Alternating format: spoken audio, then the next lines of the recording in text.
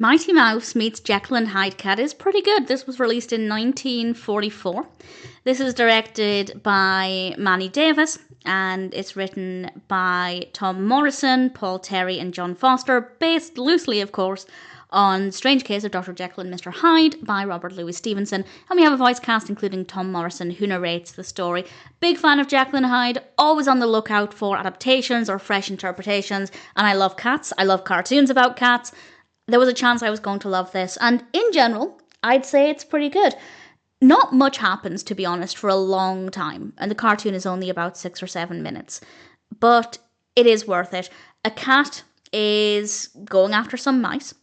He enters the laboratory of Dr. Jekyll, drinks the potion, becomes Hyde, his evil self, and goes after the mice. And of course, Mighty Mouse has to come along to try and save the day. Will he succeed? I'm not going to say.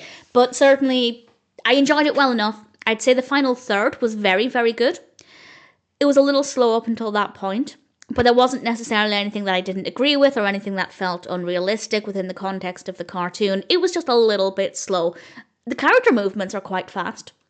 But in terms of moving forward, it wasn't the best. But we got there in the end, and I love the cat. I love the design of the cat. The cat has some amazing facial expressions.